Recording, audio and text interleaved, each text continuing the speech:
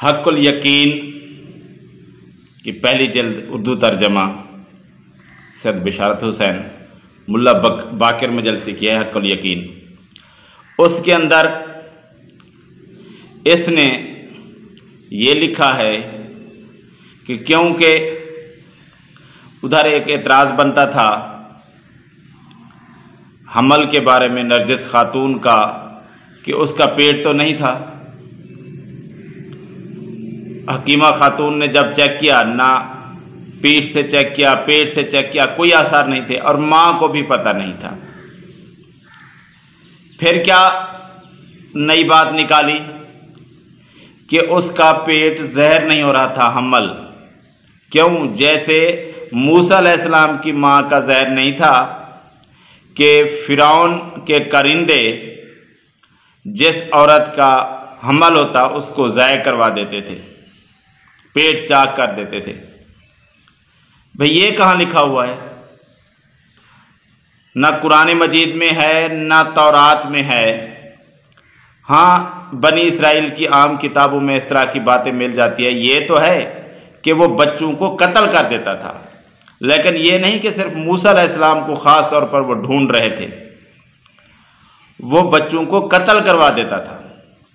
اور اس وجہ سے کہ بنی اسرائیل کی تعداد بڑھ رہی تھی، اس وجہ سے وہ بچوں کو قتل کروا دیتا تھا۔ یہ کہاں لکھا ہے قرآن مجید میں کہ وہ حمل ضائع کروا دیتا تھا؟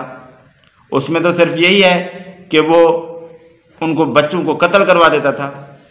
تو یہ بات نہیں ہے، اور یہ بھی کہیں نہیں ہے کہ اس کی ماں جو تھی موسیٰ علیہ السلام کی، اس کا حمل شو نہیں ہو رہا تھا۔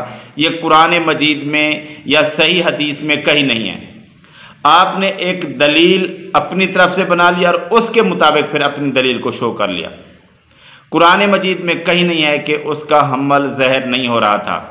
ہاں قرآن مجید میں یہ تو ہے اس کا بی بی مریم علیہ السلام کے بارے میں، فحملتہ، تو اس کو حمل ہو گیا، لیکن یہ نہیں ہے، یہ کہا ہے سورہ مریم آیت نمبر 22 میں اللہ تبارک و تعالیٰ نے اس کے حمل کا ذکر کیا ہے، بی بی مریم علیہ السلام کا۔ یہ کہیں نہیں ہے کہ حمل ظاہر نہیں ہوا تھا، شو نہیں ہوا تھا۔ یہ اپنی مرضی سے ایک دلیل بھی گھاڑ لی، اس طرح نہیں ہوتا۔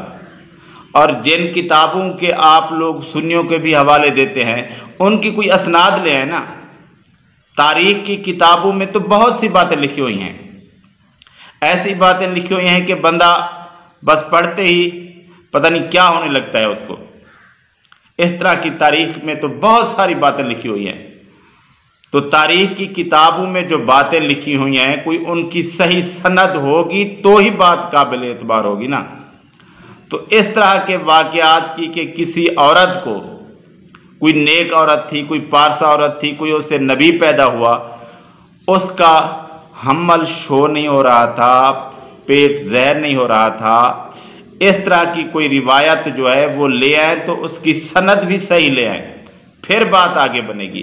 اس طرح نہیں جس طرح کہ آپ نے ایک سند گھڑ لی، ادھر بھی ایک سند گھڑی ہوئی پیش کر دی، پھر کہا کہ ہماری دلیل مل گئی۔ اس طرح دلیلیں نہیں ملتی۔ دلیل لے آئیں تو صحیح سند کے ساتھ لے آئیں، پھر بات بنے گی۔ اس طرح نہیں جس طرح اس کی کوئی صحیح سند نہیں ہے، اس کی بھی صحیح سند نہیں ہے، پھر اس کی دلیل وہ بن گئی اور اس کی دلیل یہ بن گئی، اس طرح نہیں ہوتا۔ تو اس طرح کا کوئی واقعہ صحیح سند سے ثابت نہیں ہے، جس کے اندر آپ غور کریں کہ ایک عورت کے پیٹ میں 9 ماہ کا بچہ ہے، وہ کہاں گیا؟ شو تو ہوگا نا، جب 9 ماہ کا ہے تو زہر ہوگا نا۔ اگر زہر نہیں ہو رہا، اس کی حالت ویسے ہے نارمل جیسے عام عورت کی ہے، تو پھر تو بچہ چھوٹا سا ہوا، تو اس کی تو کوئی جسامت تو نہ ہوئی۔ تو اس طرح کی بیہودہ باتیں کر کے اپنے دین کو ثابت نہیں کرنا چاہیے، جو کہ حقیقت سے ہٹ کر ہے۔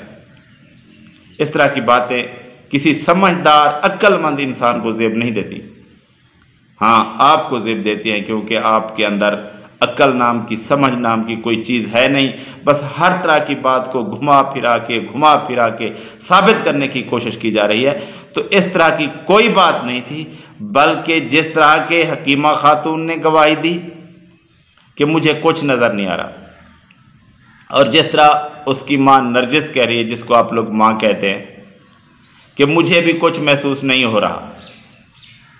तो ये हक़्क़ुल यकीन में जो बात आपने 357 सफ़ा नंबर पर कर दी कि उसका हमल ज़हरी नहीं हो रहा था, तो ये आप अपने झूठ को छुपाने के लिए एक और झूठ बोल रहे हैं। तो इस तरह झूठ पर झूठ, इस तरह बात नहीं बनती। मान लें कि कोई बच्चा पैदा नहीं हुआ था, कोई चीज़ नहीं थी, बस आपने एक झूठ के ऊपर अपने मज़हब की बुनियाद रख दी।